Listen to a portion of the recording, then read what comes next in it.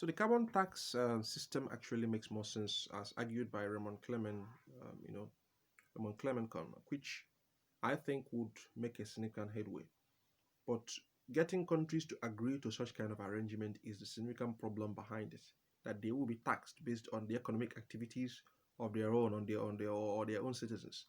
So it's quite a problem, and you don't even know how to get government on on stable places like the Great Lake region in Africa, or in places like Libya.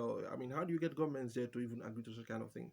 Talking about Latin American countries that are still struggling with their economic activities.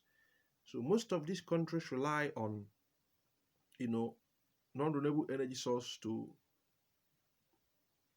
get power to boost the economic activities.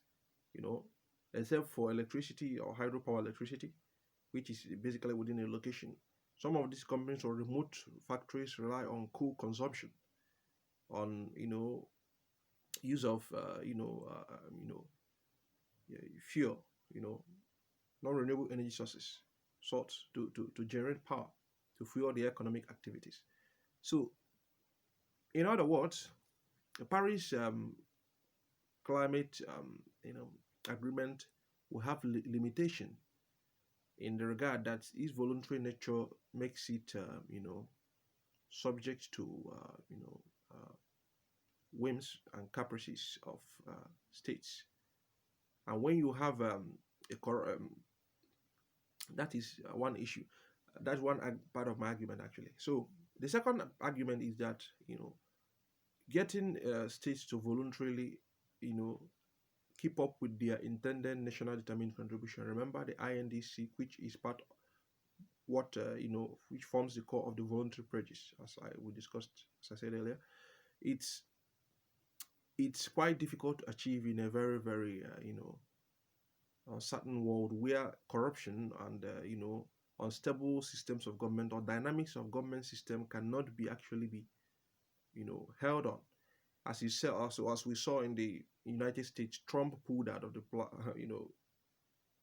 climate agreement, as it seems that it consumes a lot for United States, and some other government will come in and come in. Another would make a different decision. Another government will come in. So something is obtainable in different countries.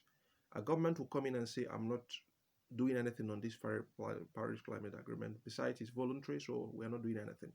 A government that is still struggling with bringing up its economy will actually turn towards using every powerful available source of economy, which is why the environmental economists propose the impact of ecological greenhouse gas emissions into the atmosphere to be like an inverted U-shaped. That is where a society develops or begins developing without regards to environmental impact. They use every available energy source they could, renewable and non-renewable. Then after they've developed and achieved economic maturity and become a powerful economic force, they will now begin to think of ways to reduce greenhouse gas emission and repair the damage, which of course might be true of developed nations and some developing nations. But the trick is that if we continue going by that way, that every nation will continue developing, we will not make any impact. We will kill our planet and we will risk lives, we will risk posterity. So, which is why that idea have to be thrown under the bus real quick. If we need to do anything to change the situation, it must begin now. Because by 200,000, 100, which probably me and you might not be alive, I mean, if our posterity has to continue development we have made in this life, we have to give them a level environment to do that by actually reducing the amount of greenhouse gases we emit to leave them a habitable place to stay in. Because if we render our planet uninhabitable, there is no other place we have. Climate change is a very significant threat, so it must be respected. So in that regard, the instabilities in government and the corruption and threat, that lies within government, the change of the continuum nature of government also, um, you know, threatens the achievability of, the Paris Climate Agreement. Also, the Tolois School of Economics has argued that the Paris Climate Agreement is a waste of time, while some have said it's actually, it's better than no agreement at all, which is actually sensible.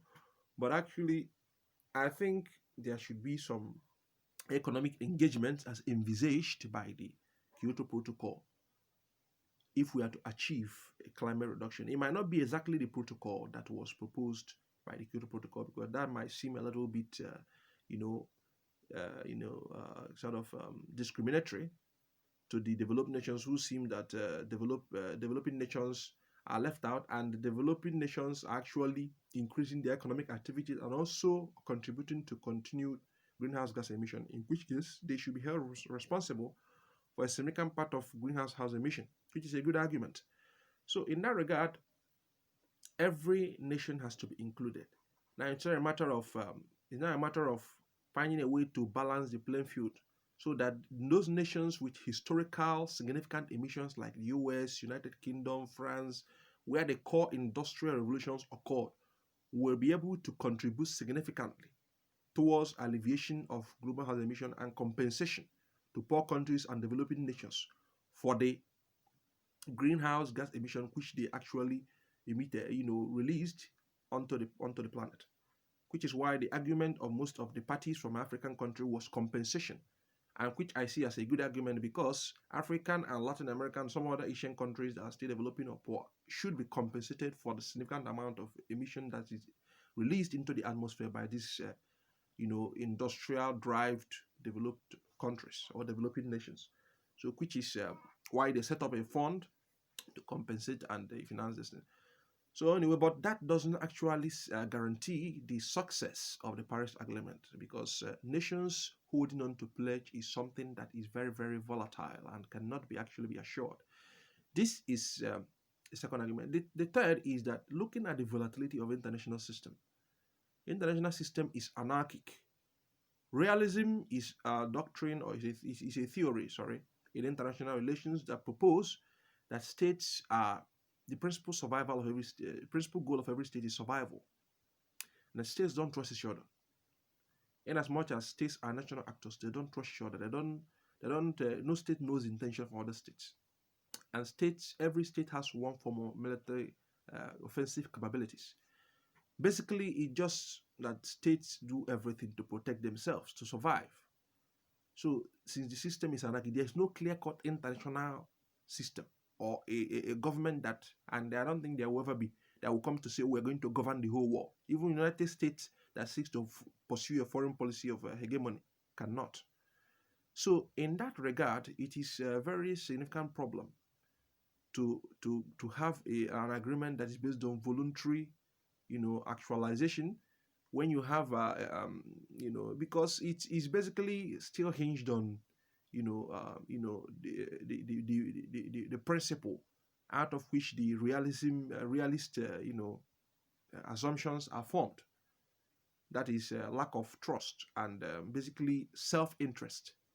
This is basically what prompted this voluntary agreement, because countries will not tend to see, even some countries still don't see the climate change issue as a threat. They don't see it as real. Countries like United States still argue that from a self-interested perspective, but in as much as they made commitment to this, and it's still very necessary. So in that regard, the Paris Climate Accord has there are a lot of beings to that agreement in that way, because it seems to just place much of its relevance on voluntary pledge, which I don't think will do much good. So, but I will leave it at here, and I hope you've taken a little lesson, and I would admonish you to do whatever you can to actually bring to light every project that is not environmental or eco-friendly. Any project that seems to rely on fossil fuel, any development of power plant that seems to rely on use of fossil fuel or non-renewable energy sources, please do advertise it and bring it to relevant attention through a media or whatever process or means you can, maybe through eyewitness reports, through media channels, because we have to protect our planet and we have to use clean energy sources like hydropower, electric sources, clean energy sources, solar power, etc. So do have a great day, and I hope you have a wonderful time and remain blessed.